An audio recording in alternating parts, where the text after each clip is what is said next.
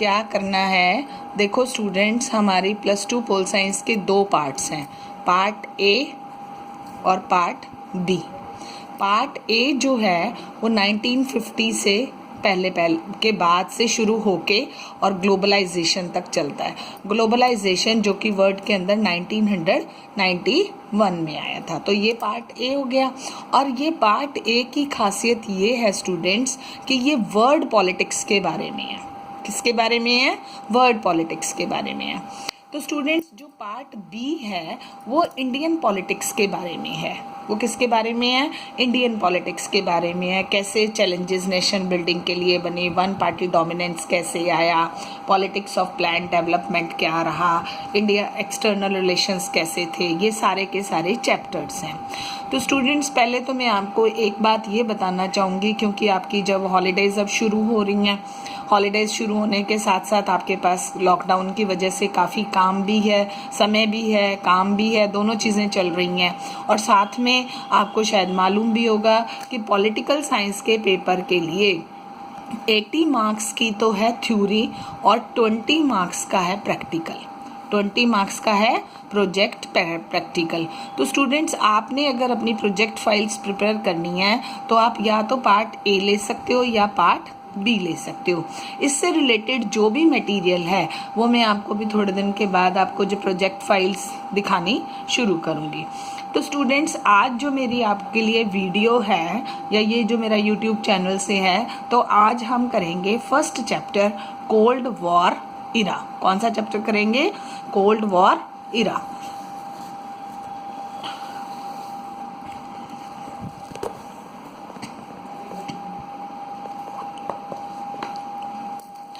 हाँ जी students, cold war इरा, ये मैं आपको इस चैप्टर के अंदर यही बताऊंगी इस वीडियो के अंदर कि हमारा कोल्ड वॉर इरा क्या है।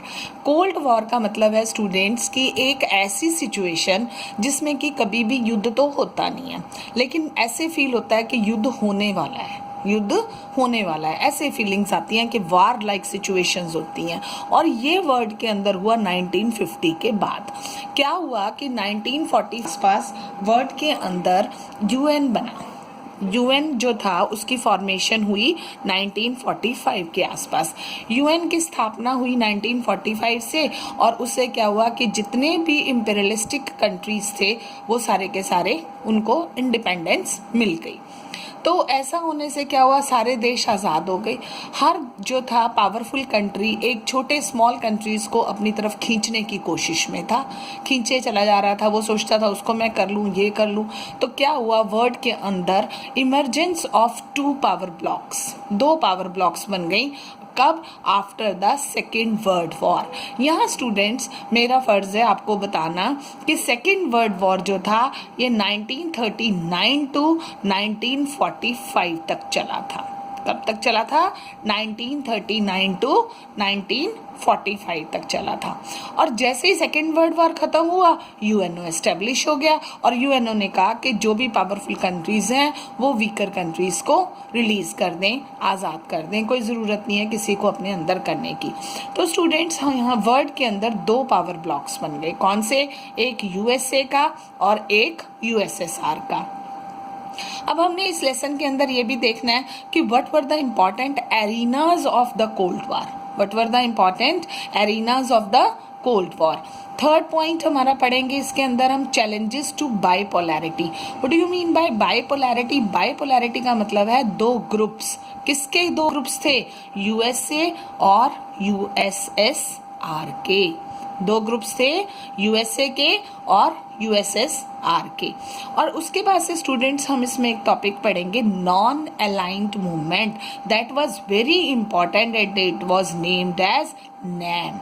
नॉन अलाइंड मूवमेंट नैम का नाम दिया गया। उसके बाद एक हमारा 5th टॉपिक है इस चैप्टर का part, quest for new international economic order. Quest for new international economic order. Next है हमारा, अब देखो जब इतना कोल्ड वॉर हो रहा है, वर्ल्ड ऐसी सिचुएशंस में है, तो इंडिया का क्या रोल रहा? India and the cold war. तो स्टूडेंट्स, कोल्ड वॉर के इस चैप्टर के अंदर मैंने आपके 6 टॉपिक्स को इंपॉर्टेंट टॉपिक्स आपके साथ अभी सिर्फ नेम्ड किए हैं, मेंशन किए हैं, लिस्टेड बनाया है। Emergence of power blocks after the second world war. Next topic है मेरा arenas of the cold war. Third topic है challenges to bipolarity. Fourth topic है non alignment movement, quest for new international economic order, India and the cold war. तो students, मैं आपको 2 videos के माध्यम से इस चैप्टर को क्लियर करूंगी। आशा भी करती हूँ and I hope so that you are all going well from this my video and following it, liking it and subscribing also.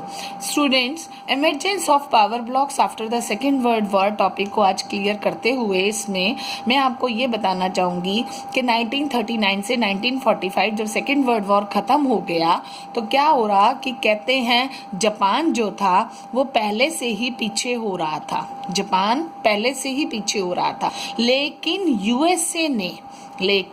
USA ने क्योंकि जो है न्यूक्लियर वेपन्स बना लिए थे और उसने उन अपने न्यूक्लियर वेपन्स को एक्सप्लोज करना था, तो उसने 6 और 7 अगस्त को जापान के हिरोशिमा और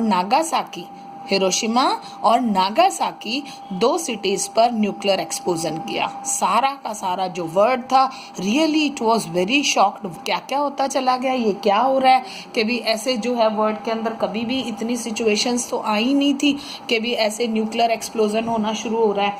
तो जी उन्होंने उसके साथ साथ जापान ने सरेंडर कर दिया।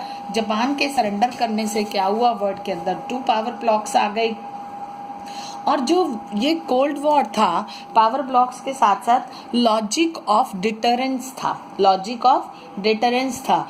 कैसे ब्लॉक्स बने थे यूएसए एंड यूएसएसआर के, यहाँ बताती हूँ। व्हेन बोथ साइड्स कौन सी, USA and USSR, both sides have the capacity to retaliate against an attack and to cause so much destruction that neither can afford to initiate war.